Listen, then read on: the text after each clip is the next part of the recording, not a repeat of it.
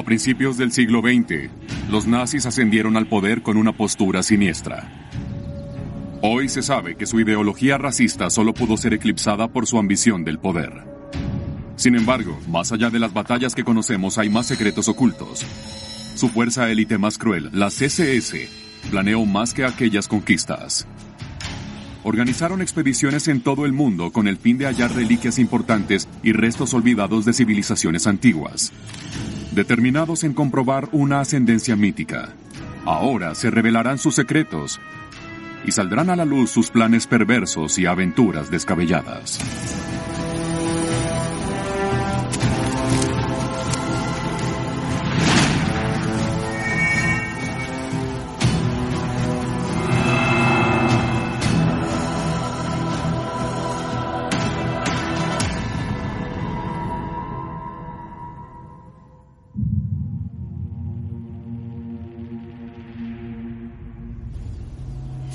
Desesperados por cimentar el Reich de 1000 años, los nazis hicieron expediciones globales en busca de artefactos antiguos, costumbres olvidadas y símbolos que los tiñera con poderes místicos y que comprobaran que los arios eran la raza suprema.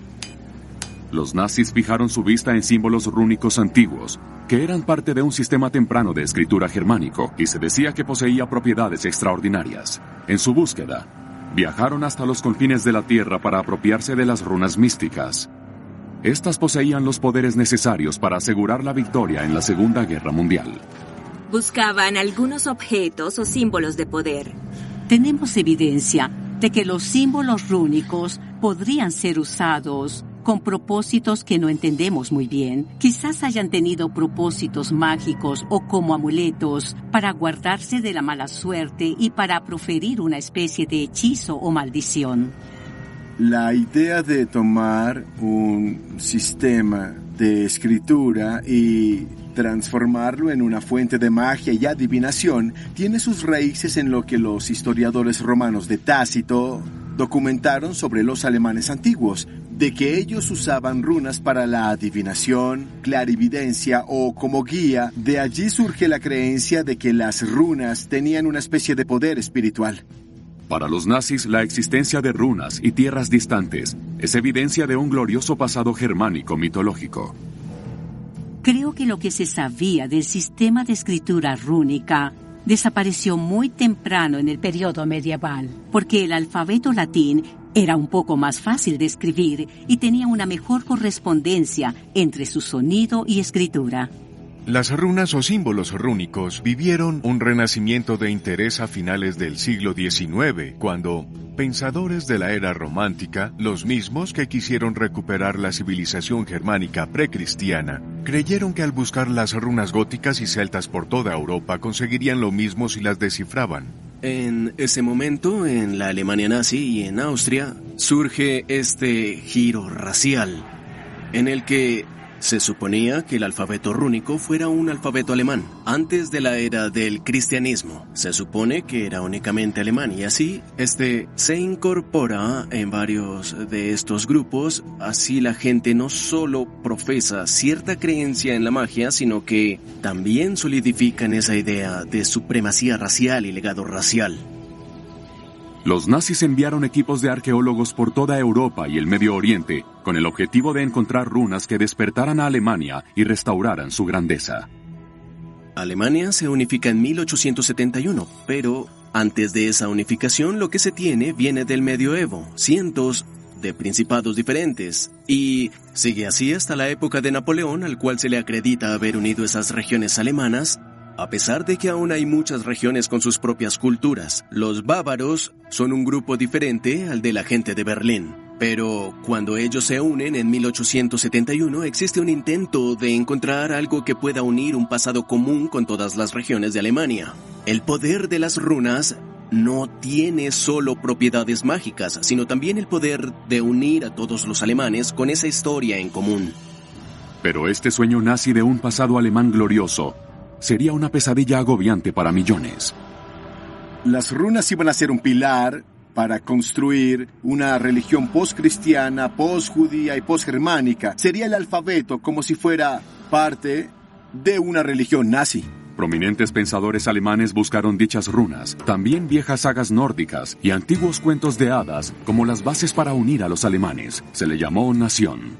El movimiento nacionalista busca retornar a la idea de la manera en que se hicieron las cosas según la historia alemana, en la cual había una unidad que dirige a la nación, y que todo esto se había perdido bajo la presión de la modernidad, bajo la presión de la cristiandad, bajo la presión de la influencia judía según los nazis, y por eso es que la nación necesitaba un reavivamiento.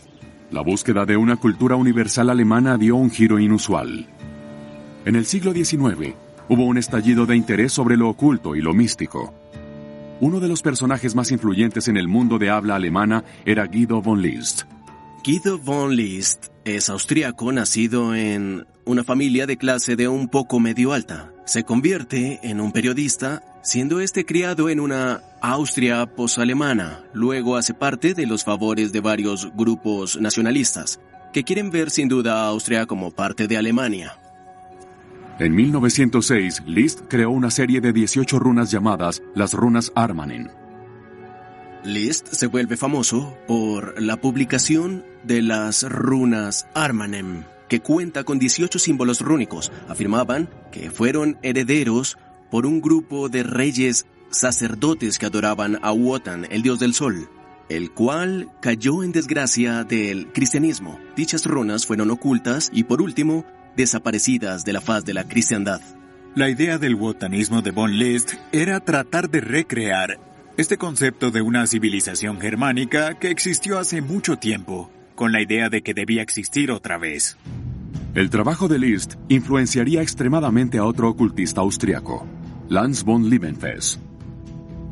El trabajo de la gente como von Liebenfels es, en cierta forma, nacionalizar dichas ideas, afirmando que los alemanes fueron los ancestros de la gran raza aria nórdica y que por medio de la reproducción selectiva y a través de la asociación con varios símbolos y propiedades mágicas podrían crear otra superraza.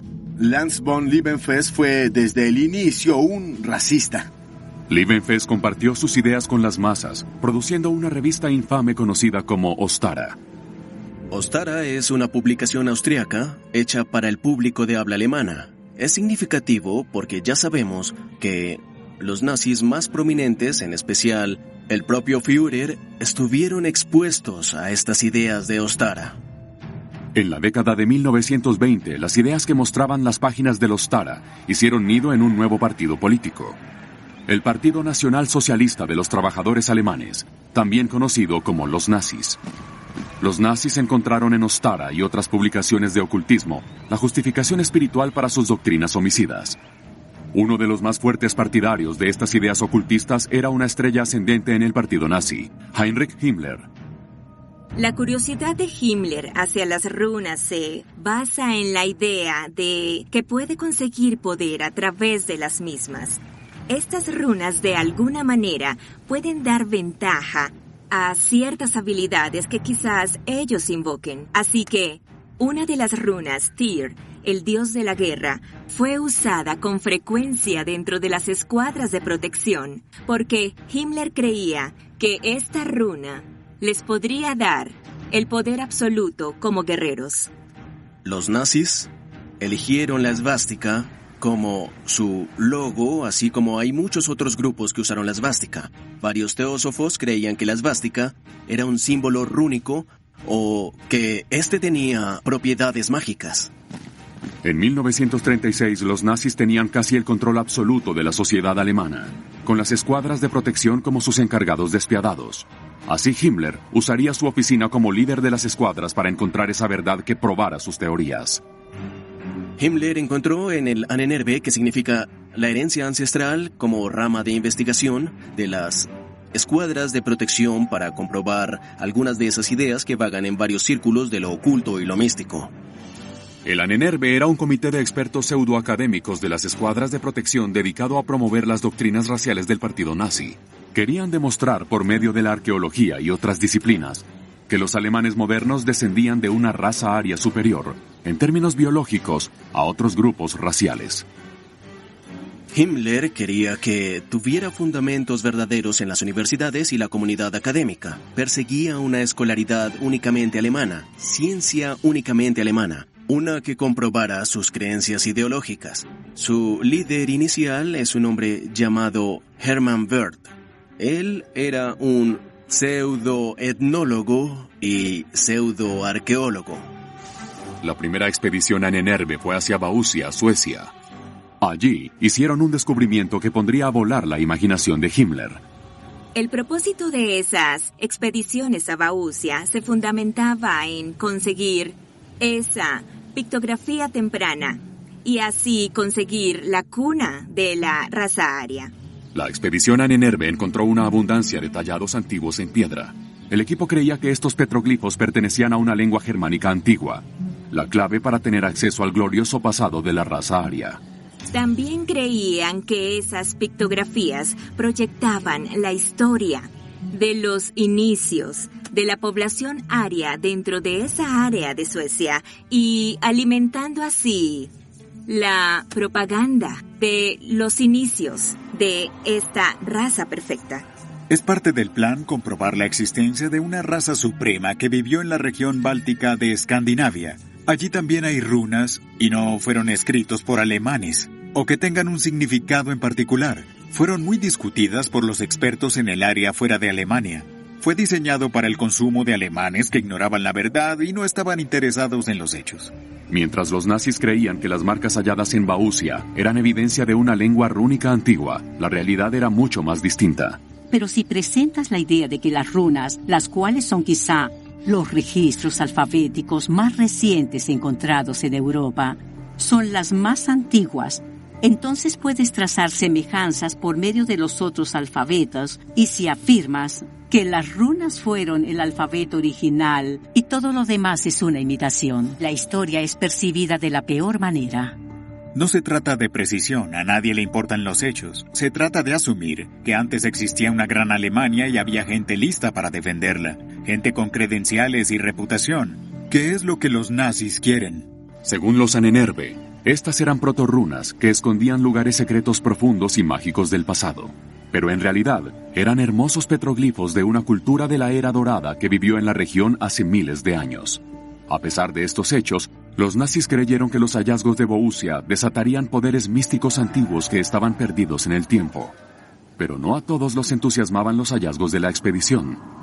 Las ideas fantásticas de los Ahnenerbe sobre la gloriosa historia antigua de los germánicos fueron recibidas con desdén por el alto mando del partido nazi, Adolf Hitler. En el mitin de Nuremberg en 1937, Hitler criticó la falta de seriedad de los académicos de Ahnenerbe. No todo el escuadrón de protección simpatizaba. Muchos nazis lo rechazaron, pero fueron cuidadosos al desestimarlo por dos razones. Una, no querían enfadar a Himmler y dos, aceptaban que la clase media baja lo creía. La demografía protestante masculina blanca, esa era su crema innata. A pesar de que Hitler demostraba una creencia inquebrantable en el pueblo alemán en público, estaba avergonzado de su pasado antiguo.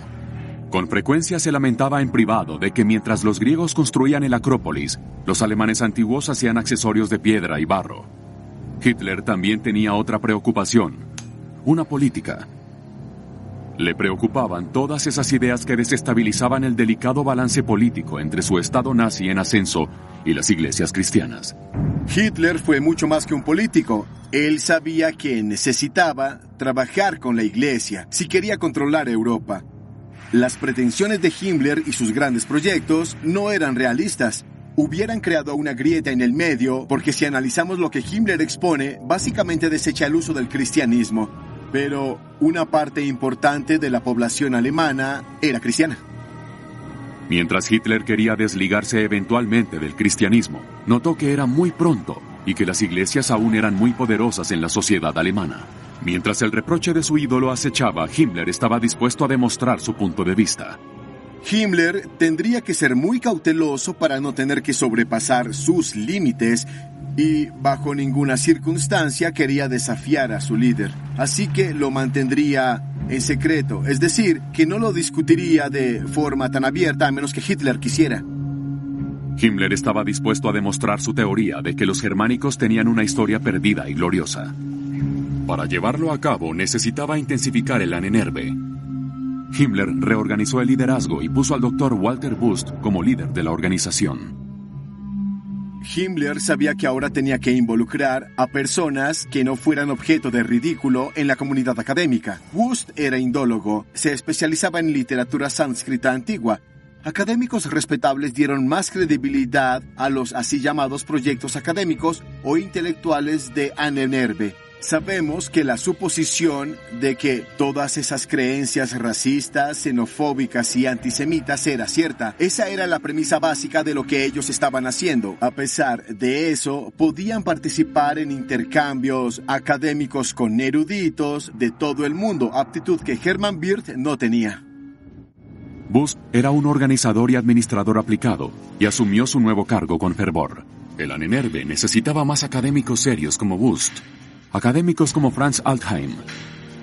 Altheim era un célebre arqueólogo e intelectual europeo, quien se encontraba frenado en su carrera. Nunca había tenido una membresía en el partido nazi, pero esto estaba a punto de cambiar.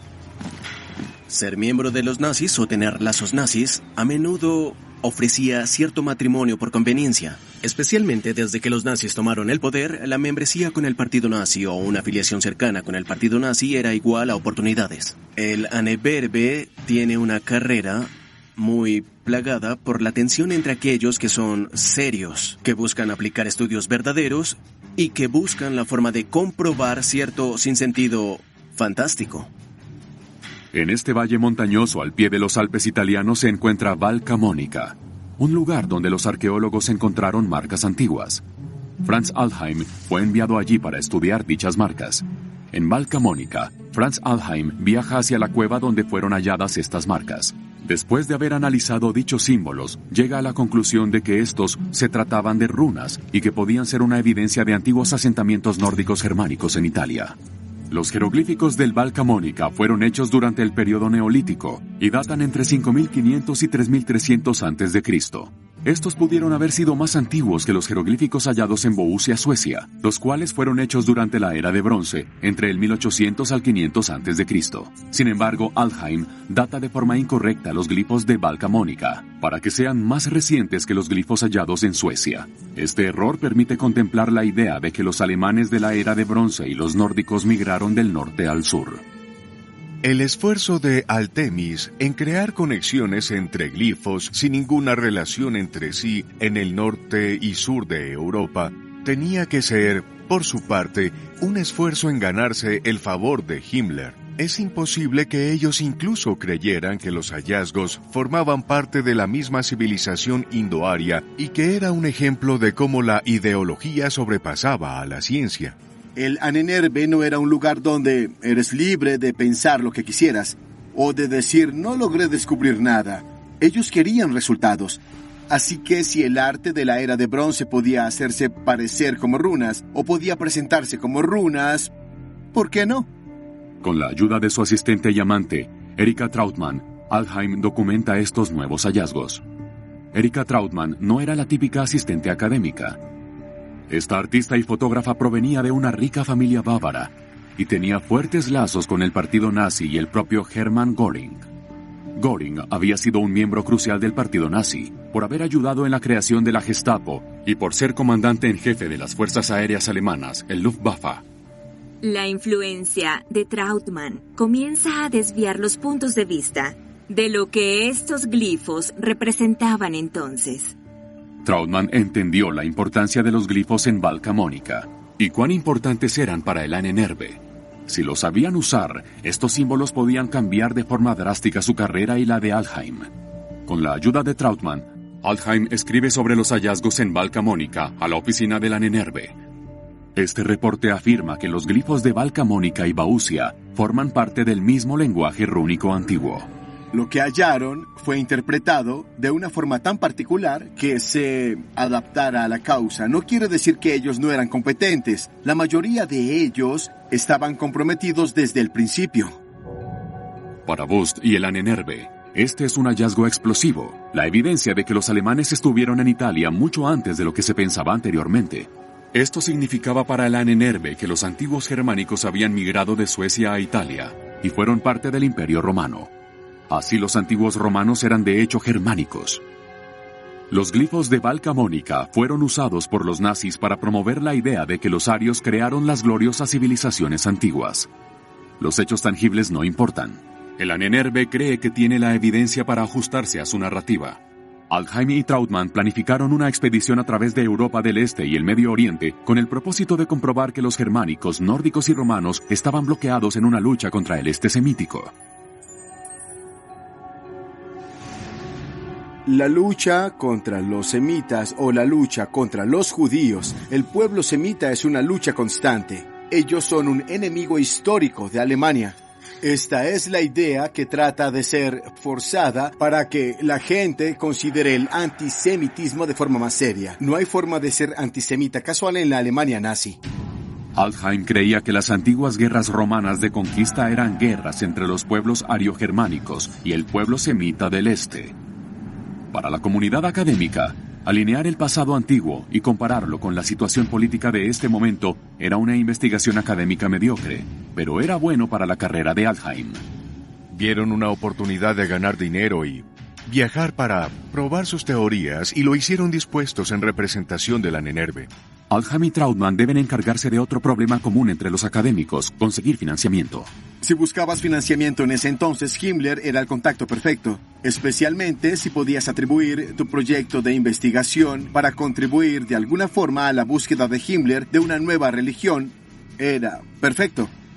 Alfheim, el profesor excéntrico, es un bohemio apolítico. Por otro lado, Trautmann tiene conexiones con lo más alto del partido nazi, su viejo amigo Hermann Göring. Por medio de las conexiones de Trautmann con Göring, logran asegurar parte del financiamiento para sus expediciones en Europa del Este y el Medio Oriente, en busca de más runas, glifos y evidencia de un personaje ario del Imperio Romano. Pero Göring no es el único nazi de alto rango que tiene contacto con Alfheim y Trautmann. Reinhard Heydrich, quien es el jefe de la oficina principal de seguridad del Reich, vio el beneficio del viaje de Alfheim y Trautmann para una de sus organizaciones, el Servicio de Seguridad, también conocido como el Servicio de Inteligencia. Heydrich y el Servicio de Seguridad tienen un propósito mayor para los académicos como Alfheim y Trautmann: el espionaje. Creo que una razón por la que Hitler y el Ministerio de Relaciones Exteriores, el cual era mucho más moderado en términos de su conciencia de la realidad comparado con Himmler, ayudaría a patrocinar o facilitar estas misiones, era porque Himmler estaba dispuesto a incluir beneficios económicos, prácticos o geopolíticos. Usar estas expediciones para filtrar espías es una forma ingeniosa para llevar personas a países extranjeros y dicen que es para propósitos escolares o académicos, pero lo cierto es que es para propósitos políticos o de espionaje. Tiene mucho sentido. Una de las cosas más importantes sobre la Alemania nazi y sus estrategias militares en particular es que dependen mucho de las reservas de petróleo extranjeras. El petróleo es el alma de cualquier milicia moderna, y los viajes de esta pareja los llevarán a muchos países petroleros, comenzando por Rumania. Pueden tomar el control de los países petroleros, pueden desconectar el resto del mundo de muchas maneras. Alfheim pasa de ser apolítico a un miembro de las escuadras de protección y un espía del Reich. Y cuando Heydrich te mandaba a hacer algo, no lo ignorabas porque era una persona de temer, tanto como Himmler. En la primavera de 1938, Alfheim y Trautmann viajan a Rumania en busca de pistas sobre la naturaleza germánica de los antiguos pueblos dacios. Los dacios eran un antiguo pueblo tracio que vivía en lo que hoy conocemos como Rumania, Moldavia y partes de Ucrania. Los dacios fueron conquistados por los romanos en el primer siglo después de Cristo. Alfheim creía que los dacios eran un pueblo germánico y deseaba encontrar evidencia de estos hechos en excavaciones arqueológicas. A medida que la pareja comienza su investigación en las ruinas del antiguo Castro Dacio, son confrontados por lugareños. Le advierten a la pareja sobre el caos político y los problemas que habían emergido recientemente en el área, y que tuvieran cuidado de los rebeldes y los ultrafascistas Guardia de Hierro, liderada por Cornelio Celea Codrenu. Rumania tiene uno de los movimientos racistas más agresivos, los movimientos fascistas de la era, conocidos como la Guardia de Hierro. Esta organización era liderada por un joven figura carismática, similar a Hitler, pero con la particularidad de que son cristianos. Pero Rumania estaba sitiada por estos alzamientos fascistas, y estas actividades fascistas que condujeron a la Segunda Guerra Mundial. Y Hitler, a pesar de que ellos tenían una especie de compañerismo ideológico, termina de hecho respaldando al régimen autoritario militar más que a los fascistas porque despreciaban el panorama en Rumania en ese momento. Este era un momento muy peligroso para ir a Rumania a hacer estudios. A medida que la situación política empeoraba, Altheim y Trautmann abandonan Rumania y cambian su rumbo hacia Beirut vía barcos de vapor desde Atenas. Altheim y Trautmann llegan a Beirut.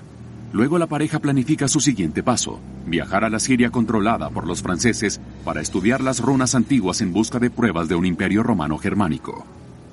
Las runas fueron una gran evidencia de la presencia del pueblo germánico. Si fueran runas genuinas y no arte, u otra especie de glifos convertidos en runas o presentados como runas, habría sido muy diferente si de hecho hubieran hallado runas germánicas en esta parte del mundo. Y estas cosas son las que nos enseñan que deberíamos creerles a los historiadores más que a cualquier conspiracionista, ya que dichas runas nunca existieron.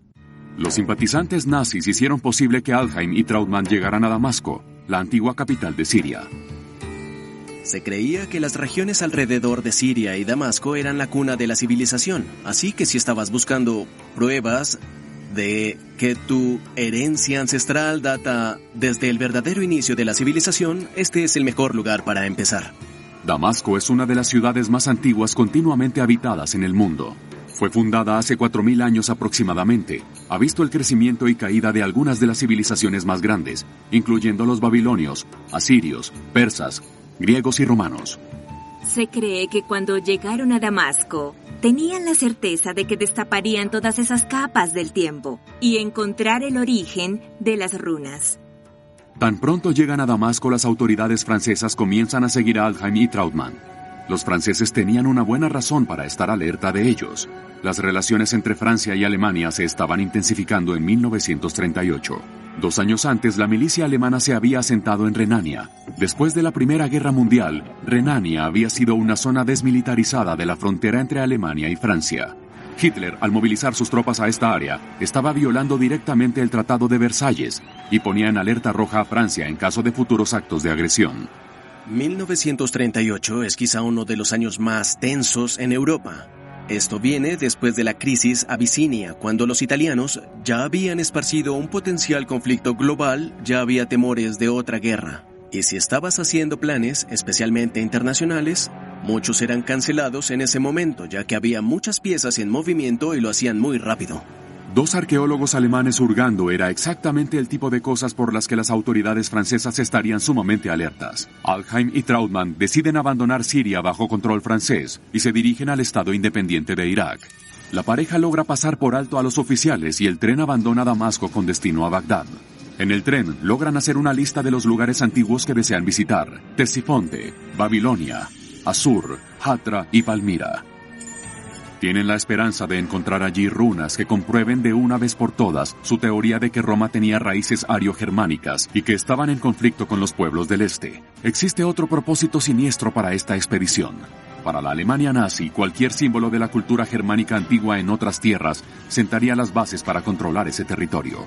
Esta ideología se origina con Gustav Kosina, quien era un arqueólogo alemán extremadamente influyente. Cuando era profesor en la Universidad de Berlín, desarrolló una teoría en la que los materiales hallados en sitios arqueológicos estaban ligados a la etnicidad de las personas que allí vivían. Las ideas de Kosina fueron defendidas por los académicos alemanes como el arqueólogo Hans Reinhardt, cuyas ideas se convirtieron en la ley de Kosina. La idea de la ley de Kosina en las evidencias arqueológicas podría justificar apropiarse de una tierra. Tiene sin duda muchos elementos imperialistas, pero también es muy útil para los nazis, porque los nazis se concentraban en el colectivo, no el individualismo. Era lo que era bueno para la nación. Así que no se trataba sobre la propiedad individual, se trataba de la propiedad que le pertenecía a la raza. Esta es la ideología que intrínsecamente movía a Hitler. Valida la expansión del Reich nazi hacia Europa del Este. Y también puede ser, por consiguiente, ser manipulado hacia los aspectos arqueológicos místicos del nazismo, los cuales manipulaban, en cierta forma, el poder reclamar muchas tierras por medio de descubrimientos arqueológicos. Los nazis usarían la ley de cocina como una excusa para la anexión de Checoslovaquia. Si Altheim y Trautmann podían encontrar las marcas conocidas como las protorrunas de Val Camonica en el Medio Oriente, significaría que toda la región era una tierra alemana, lista para futuras conquistas.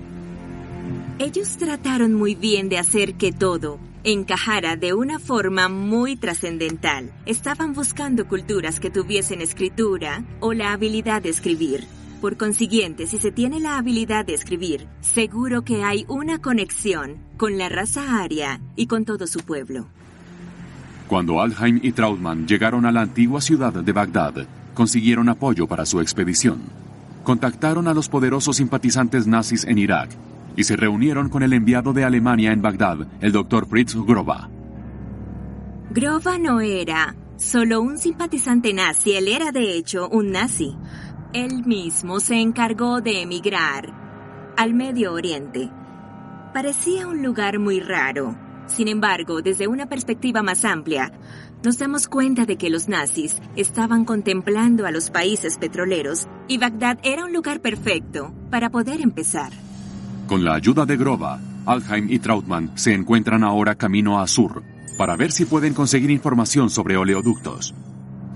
En uno de sus viajes, la pareja conoce a Sheikh Agil el-Jawar, un poderoso jefe de guerra beduino. Los beduinos son el pueblo nómada del área y estos tienen una cultura que data de miles y miles de años. Son un pueblo originario que vivía de la tierra, sabían todos los secretos.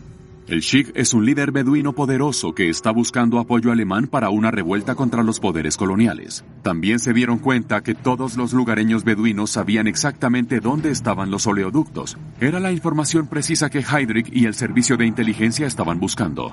Altheim y Trautmann fijaron su rumbo de vuelta a Alemania con su gran botín de investigaciones y reportes secretos.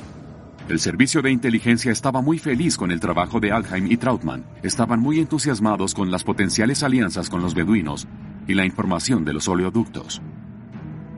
Cualquier alianza que les permitiera acceder a este valioso recurso natural para poder mover su milicia dependiente del petróleo hacia la estepa de Rusia es algo que les daría un gran valor para ellos. El lado arqueológico de su expedición no encuentra la evidencia de las runas y los glifos, pero el Ahnenerbe está muy emocionado por las posibles expediciones futuras al este. Pero estos planes deben ser aplazados. El 1 de septiembre de 1939, la Alemania nazi invade Polonia, activando la Segunda Guerra Mundial. Cuando los alemanes invaden a Polonia en 1939, parte de su justificación era el hecho de que había alemanes viviendo en Polonia y por tanto la cultura alemana estaba presente en ese país. Esta es la ley de cocina puesta en práctica. Esto hubiera tenido efectos devastadores en el mundo entero. A pesar de los peligros en el frente, el Ahnenerbe tenía la misión de encontrar evidencia de civilización germánica en las nuevas tierras conquistadas, tal como runas y otros artefactos.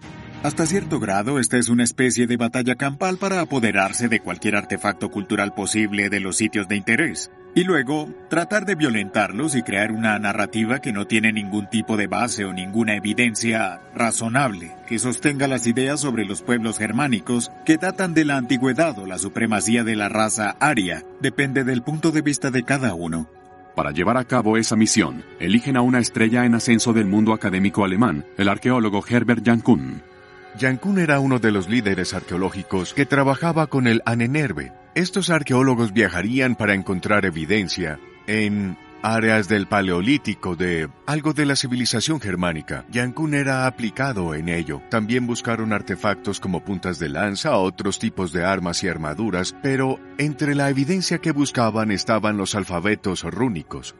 Herbert Jankuhn era uno de los arqueólogos más respetados en Alemania. A los 26 años, Jankuhn se convirtió en director de una de las excavaciones más importantes en Alemania, Hedeby, un puesto de trueque vikingo ubicado al sur de la frontera danesa.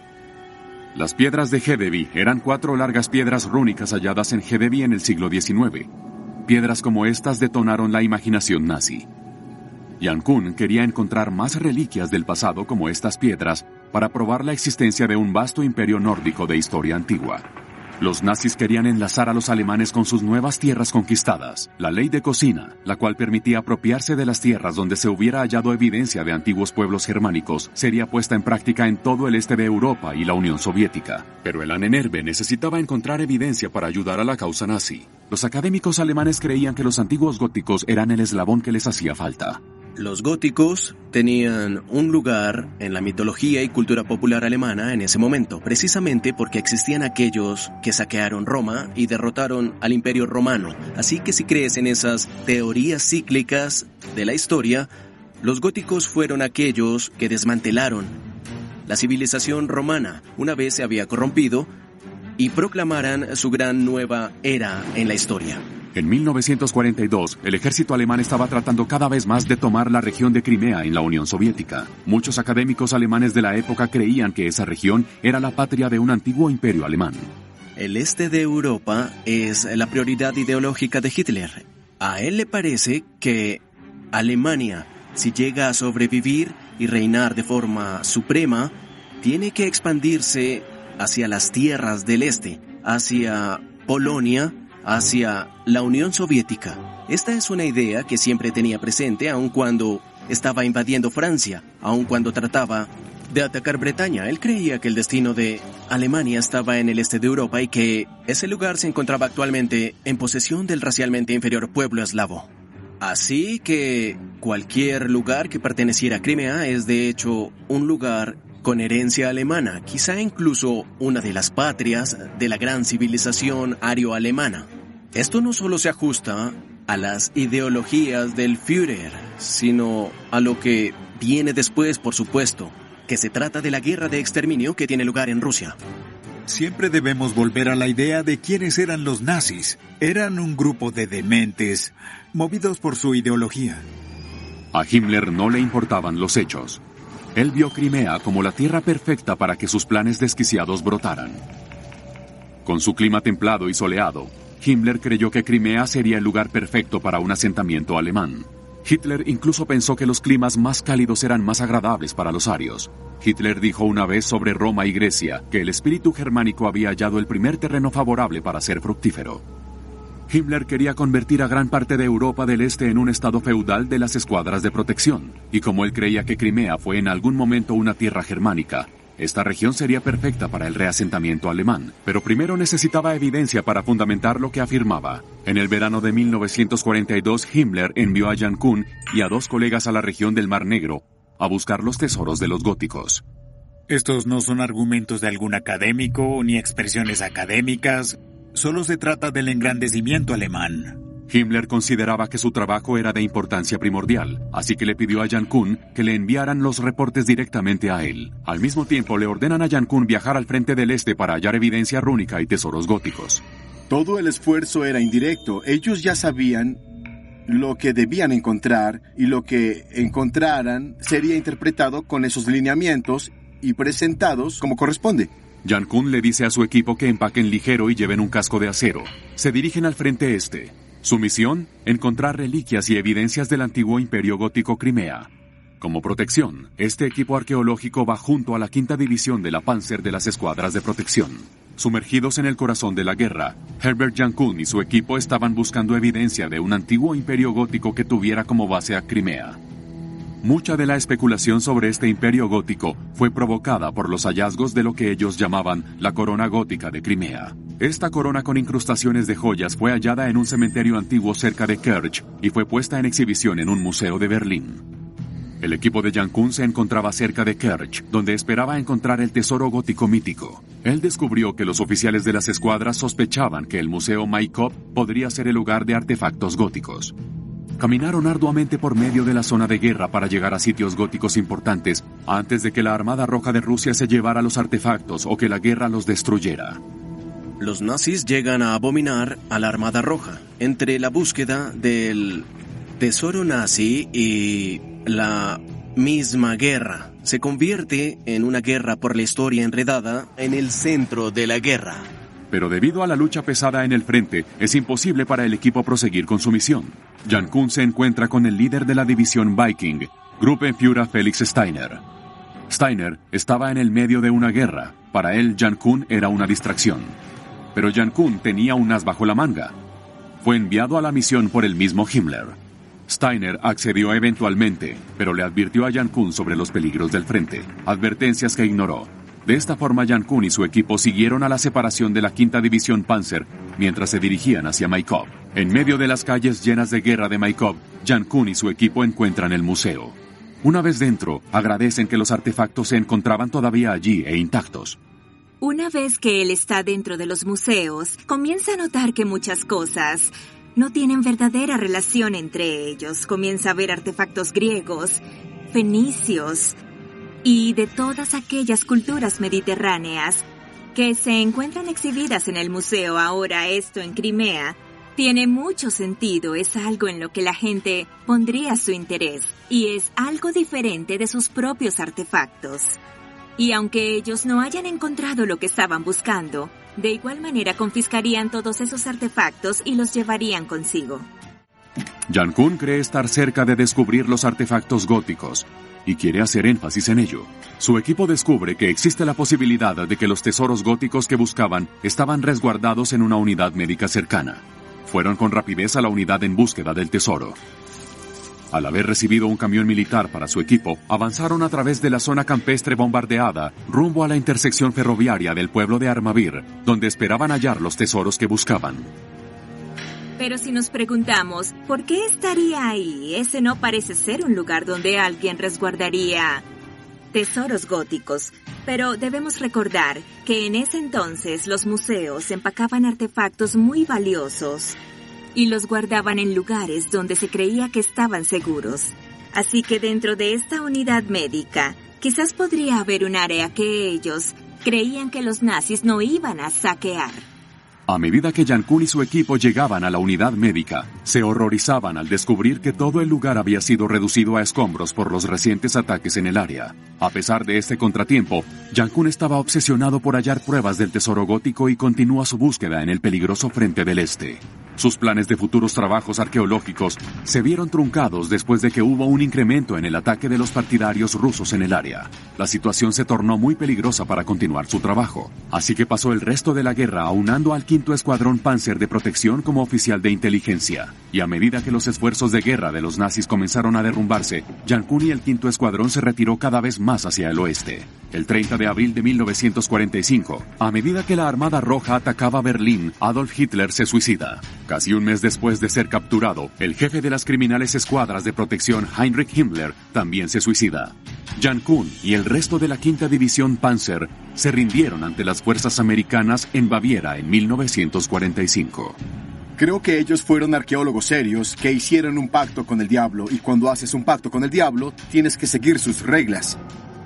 Jankuhn estuvo en un campo de internamiento en Alemania por 3 años antes de que fuera puesto en libertad. Mientras la Armada Roja atacaba al este de Alemania, capturaron al Dr. Franz Altheim en la Universidad de Halle.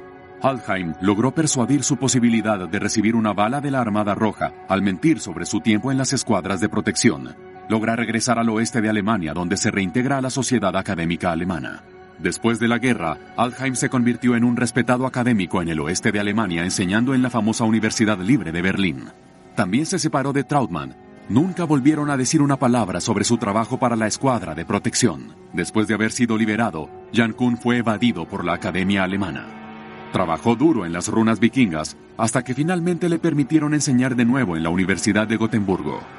En cuanto a las runas, no fueron halladas fuera de los países nórdicos previamente mencionados. Al final, los esfuerzos de Altheim, Trautmann y Jankuhn en el campo de la inteligencia fueron mucho más fructíferos para los nazis que su trabajo como arqueólogos. Esta ridícula idea de que los pueblos alemanes inventaron la escritura, cuando la historia documenta que esto es ciertamente falso. ¿Cómo podemos decir que estas personas tenían metas científicas o que estaban comprometidos en el descubrimiento de la verdad? Su propósito era confirmar lo que ellos ya creían. Es el legado de la runología en la Alemania del siglo XX, la que corrompió el componente místico de las runas.